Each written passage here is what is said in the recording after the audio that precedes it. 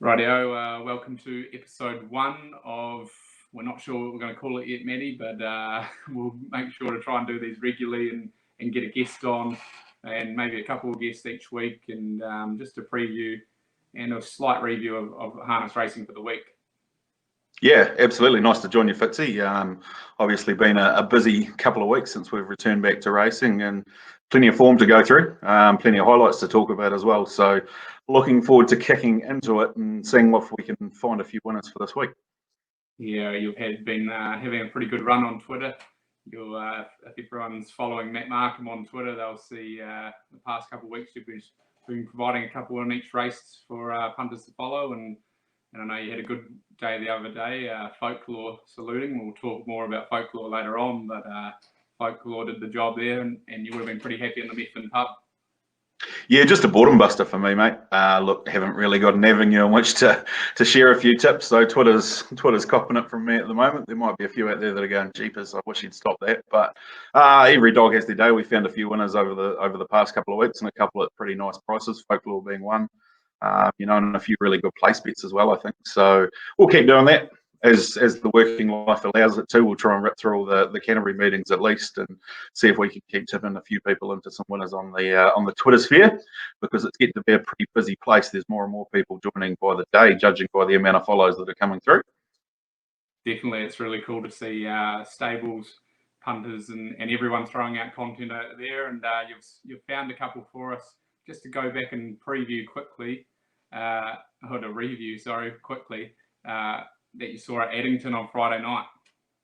Yeah, we'll kick off with probably the most impressive performance of the past week. It could even be the most impressive performance since we returned from lockdown. And Nandolo getting back into the winner's circle. I think we'll let Matty Cross call the big horse with Johnny Cox in the bike home, and then we'll have a chat about him after the last 400 metres, Fitzy. Nandolo now called upon below the 400. A length and a half on Dad and Dave, who's just a bit one-paced at this point. Hard driven in the trail as change is good. Then Enchante. Dr. Tim taking gaps. Cast No Shadow and Tango Tara. 29 third quarter. Nandolo 1.5 on change is good. Dad and Dave can't go on. Enchante. Cast No Shadow and Tango Tara late, but he found a good kick. Nandolo got right away. Nandolo. That's a smart win. Nandolo very good. Beats. So as you can see, he was ultra impressive and was Nandolo, good enough to take on the best of our open classes last year. And he's a bit of a funny horse. He needs things his own way. And if he can get in front and get rolling or get on the speed and do what he likes to do, Johnny allows him a bit of rein. And we saw what he was doing there. He's doing his best work at the finish, Fitzy. He was just absolutely jogging when he hit that winning post. Yeah. Last year he was probably just, and Coaster always said he was just a year away from of us seeing the best. But in the New Zealand Cup, I thought, even though he's beaten quite away, he was actually one of the ones that was still attacking the lines. So 3,200 metres, obviously right up his alley, and that's where they're heading. But it's great to see horses like that out in the middle of winter and putting in performances like that. I know Johnny was very impressed, and yeah, he'll win a few more if the races keep lining up for him. Yeah, and how about that drive? Just punch through from the second line, one out, just get to park and just press on and find the top. I tell you what, one thing that stood out since we returned from lockdown has been the form of both Coaster Howe, or John Howe as he's properly known to most as Coaster, and Johnny Cox as well, driving out of his skin. So it's good to see those guys having a bit of success. They were obviously successful earlier in the night with the very smart Aladdin Sane. So Coaster's team's flying at the moment. So looking forward to seeing what else he could produce in the coming weeks. Yeah, they're flying, and Johnny Cox, still one of the most underrated drivers in the country, I reckon. Yeah, no arguments from me, Fitzy, but we won't tell him that because his head's big enough as it is. So, yeah, Coxie's going good. Look, the second horse that we wanted to point out was a pretty smart trotting mare. We've always known that she had a bit of ability. Her name is Maria Serena, now with the Paul Nean stable. Went 2 from 2 from his barn on Friday night with a, how would you describe it? Typically cagey Davy Butt drive.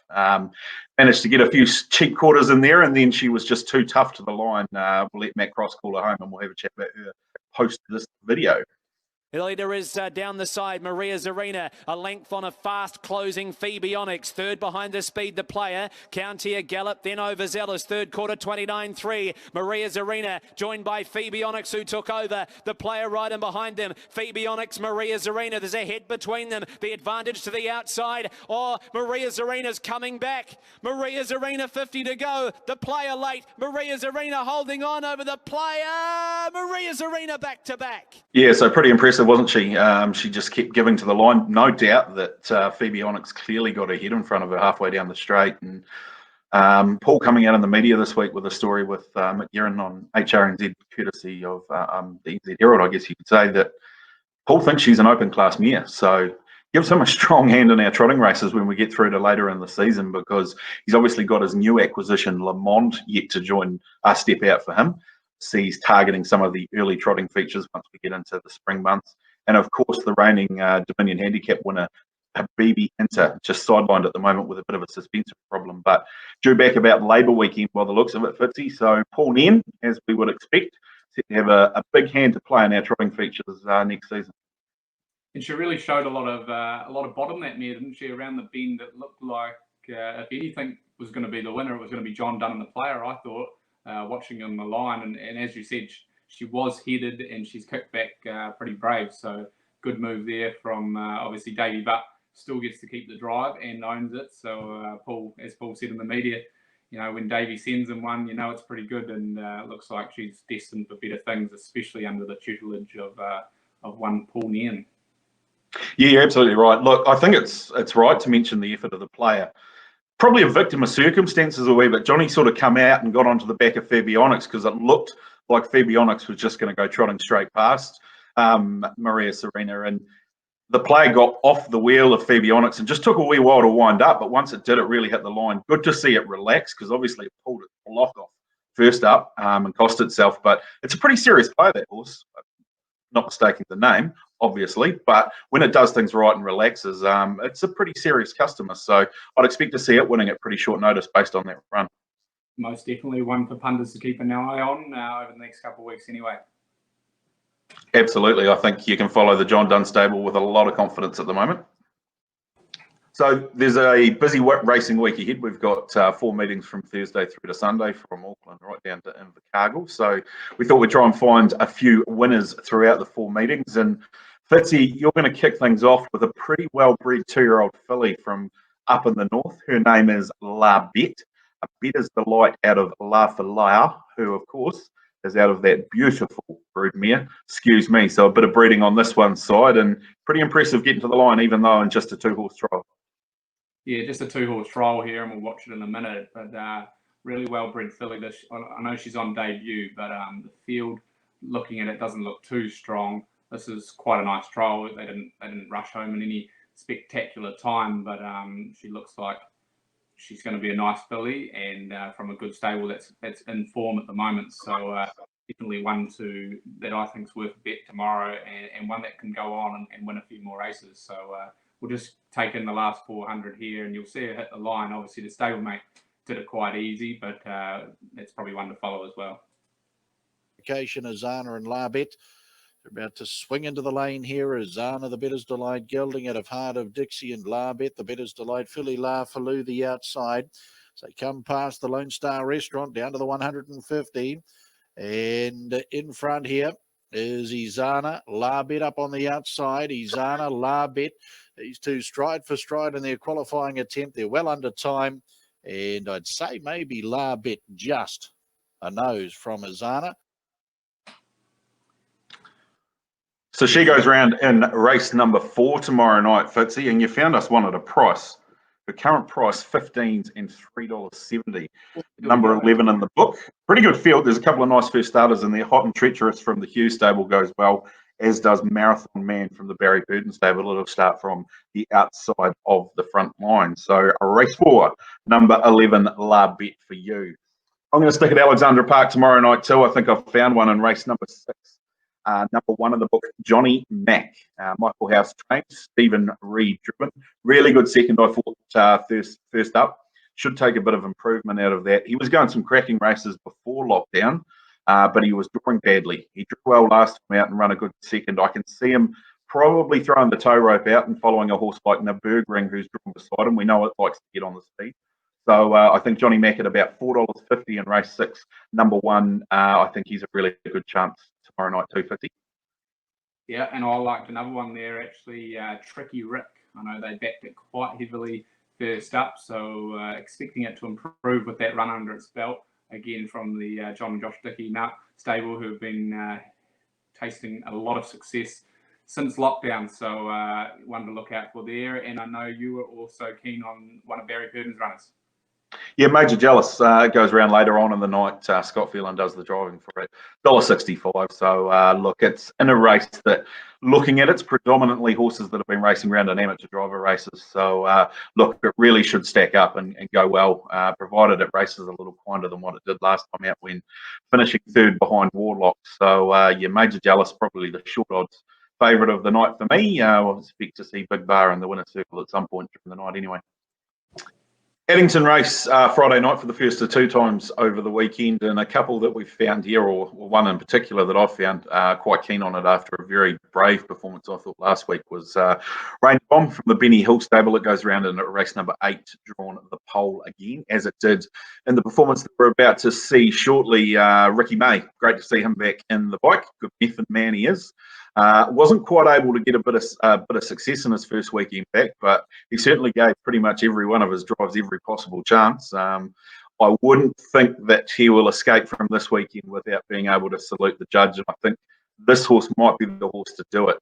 Breeze to the front easy, showed good gate speed, but it copped some fair mid-race pressure during the running, which probably just softened it up a bit, and a rampant Team Kiwi, absolutely flying for Steve Dolan, won his last 2 in a row. Was just a bit too quick and a bit too tough in the run to the line, but we'll let Matty Cross call them home over the last 400 metres, and we'll have a bit of a chat post that, Fitzy. Who's quickly put to pressure.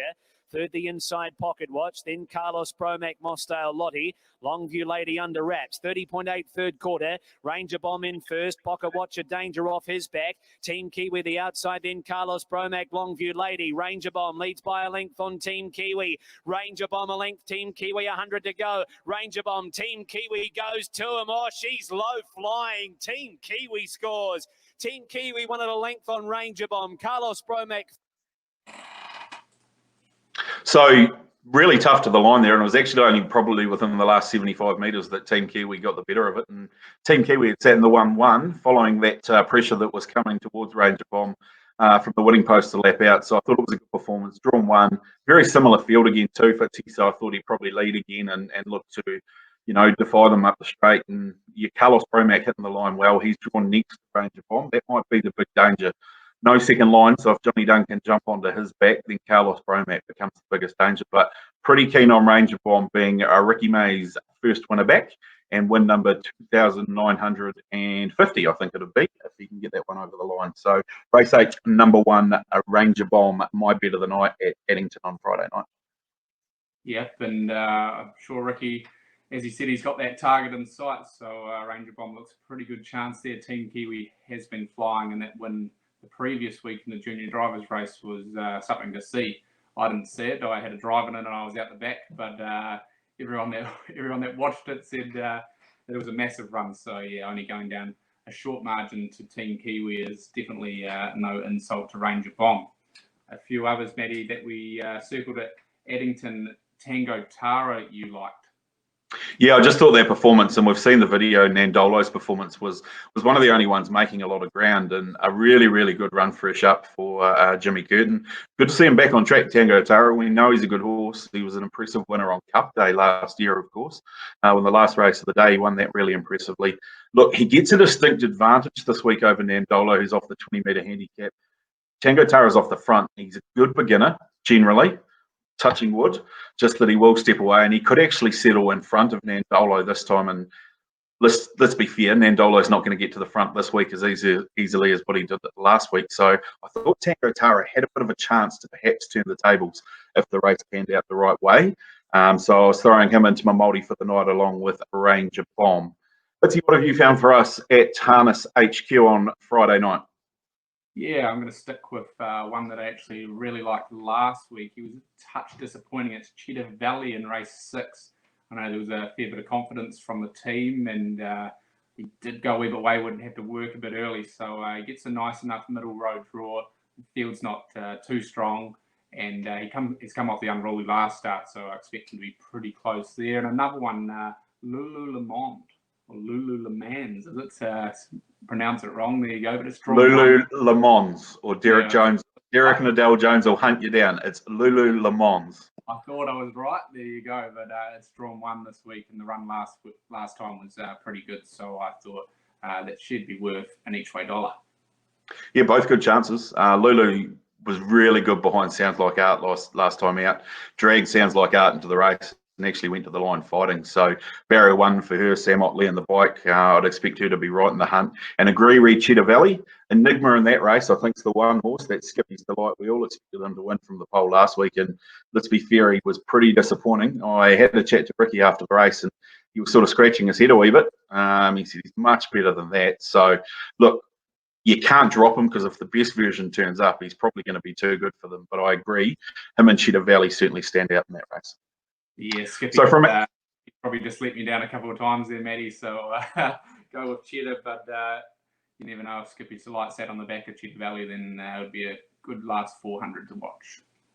Absolutely. So after racing on Friday night at Addington, we head back down to Southland, as we have for the last few weeks, for a big card of racing down there. Their fields have been absolutely fantastic. You know, I think there's been some good value there.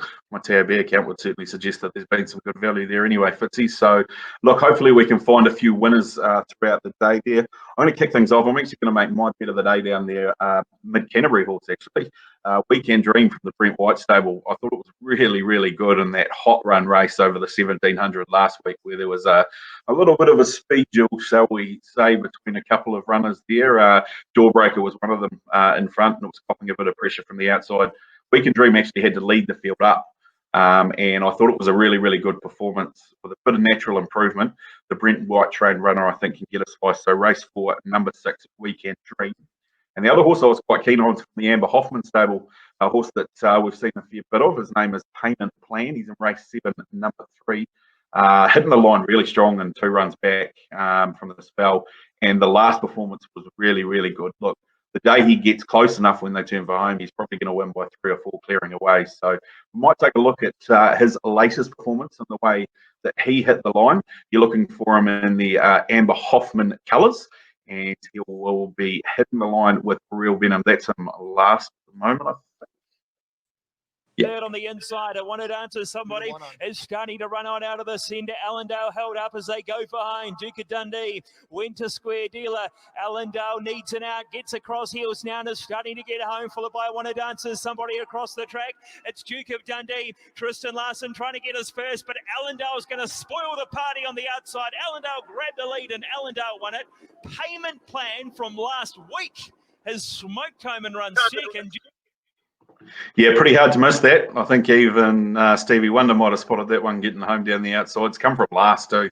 Not an easy effort from there, but the way it hit the line, Fitzy, I think, Payment Plan, good draw this week. If it can slot a bit handier, it's definitely got to be a pretty big winning chance. So that's race 7, number 3. What do you find for us down in the deep south this week? Yeah, I found a couple there. One I expect to be rather short is Pearl Harbour. Last couple of wins been pretty smart, and despite the outside road draw, be pretty tough to beat. And I think Ivana Legacy will be in everyone's black book after last week. No luck at all put along the pegs there, and my mate Scott Ramsey, who would have had a couple of dollars on it, and I'm no doubt he'll be reinvesting this week on that mare, because she flew home, and Archie takes the drive today. So on Saturday, sorry. She takes the drive. So, I think she's another one that will be hard to beat. Fair enough too. Ivana Legacy is one of those horses that you can't really take out of the black book, because she tends to be a little bit unlucky at times. So, yeah, if you can get a nice price for her and catch her on the right day, she's definitely a chance. Post-racing on Saturday, we head back to Addington for the second time for the week. We've sorted a few outfits. We'll let you kick things off here with those that have caught your eye. The 2 that you're really keen on Sunday. Yep, I've got a couple there. Quick Sport one for Matt Purvis was scratched last week just due to a wee issue, but that's been resolved, and you've only got to go back to the last 2 starts before that was mighty unlucky and flew home. So the field this week is pretty average, and I think he should be winning, and it should be the first winner for his owner, who hasn't had a harness winner yet. So we might be seeing some scenes on the grass, which you can see in the background behind us. There might be some scenes there on Sunday if he's able to get up. And the junior drivers event, Folklore, one of Johnny Cox's, I think the way it won last time, a small field, Mark Harrell takes the drive. So we've got a leading driver, and the form stacks up. I think she'll be hard to beat. Excellent. I think they're both really, really good chances. Quick Sport was really unlucky first up and then missed away from the stand from memory second up, but put in a good performance after that. So a couple that I found at Addington on Sunday, I was quite keen on the Forge-trained runner, Honey's Son. It goes around in race number 5, number 6. Look, it took on a much better field last week behind Aladdin Sane and Palisade and Co. And it cast a shoe at the 800-metre mark, and you could see it was affecting it right away. Trotted rough, and then it got awful up the straight, and Shree couldn't drive it out, to the point where at the 200-metre mark, I actually thought it was still probably going to go close to winning it. We know how good of a horse it is when it's right. It's got those runs under the belt now, and provided that we're not throwing shoes around, I think it's a big chance in race number 5, number 6. The one that I am really, really keen on this week, Fitzy's one from the Mid-Canterbury scene that I've seen kicking around at the workouts and trials the last couple of weeks. From the Lawrence McCormick stable, it goes around in race number 3, number 5, True Hawk. Stepped out a few weeks ago, the trial that we're about to see, jumped to the lead, and not a great overall time, but dashed home in 56. The big thing in this horse's favour is anyone who remembers the mare Goshawk, a flying stand-starter exponent. This has certainly carried down the family line, and I'll be surprised if it's not in the first couple after 100 metres and into a good spot. Look, an each way bet for me on Sunday, but probably my best each way bet of the week is race 3, number 5, True Hawk, and we'll have a look at the concluding stages of that trial now. Leads at 1.5, Atara. Boilover comes off the back of Arizona Star, then Highway to Heaven, and a couple of lengths away to Mega Rock. They yet to get to True Hawk, though. Leads it by 2.5, Atara. Into the clear now, Boilover from Highway to Heaven, and Navelli Franco running on with Mega Rock. Well inside the 200, True Hawk, 2 lengths, Atara. Mega Rock getting through from Highway to Heaven, Boilover. Navelli Franco late on the scene. The leader, True Hawk, 1.5, Atara. Highway to Heaven and Mega Rock running on, but True Hawk holds on. Beats home Highway to Heaven second. Third, and Mega Rock was travelling really well to the line. So some really nice horses in behind there. Highway to Heaven obviously went out short on debut last week. Mega Rock's been going really, really well and looks to be close at hand to picking up a maiden win. Just thought if it could ping away and get to the markers early, Fitzy, it wouldn't be the worst chance. Since that trial, it's been back to the workouts last week where it ran second to a pretty nice horse called Franco Nathan from the Sticks of Praise stable. It lines up on Sunday as well later on in the card. I think Johnny Morrison might even take the drive on that one with Craig Thornley choosing a stablemate. So if True Hawk goes really, really well in race number 3, I think you could back Franco Nathan with a bit of confidence later on in the day. So there's my 2 for Addington on Sunday, and hopefully there's a few winners in there. I know you're going to chuck them all up on the screen in case anyone's looking for them. So we will hopefully have a bit of success to talk about next week. Definitely, and we'll go head-to-head on one and at Sunday, race 3-8, True Hawk v Buckskin. Yeah, Buckskin's going really, really well. Absolutely flying at the moment. And it's another one that's due a maiden win. There's 3 or 4 maidens running around in that sort of race that could win at pretty short notice. Of course, got the girl at the moment, Sarah O'Reilly, in the bike. So, okay, we'll have a chocolate fish on that one, Fitzy, and see what happens. Perfect, and we'll throw them up on the screen for you to follow, and hopefully everyone backs a winner. And next week we'll take some suggestions, Maddie, and we'll grow on this and take it to the next level. Hopefully for everyone to have something to watch on a Wednesday or Thursday morning. Yeah, absolutely. Look, there's a lot of content out there, and we're just looking to add to the pile.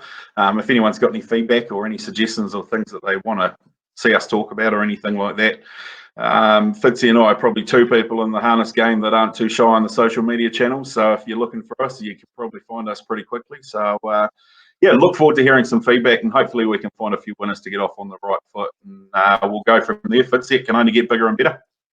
Perfect. Thanks, Maddie, for joining me, and thanks to everyone at home that's going to watch this. And see you again next week. Absolutely. We'll talk again about this time next week, and hopefully we can highlight a few more horses to follow in the coming weeks and tip a few people into some winners that they got some money in their bank account. Until then, toodaloo.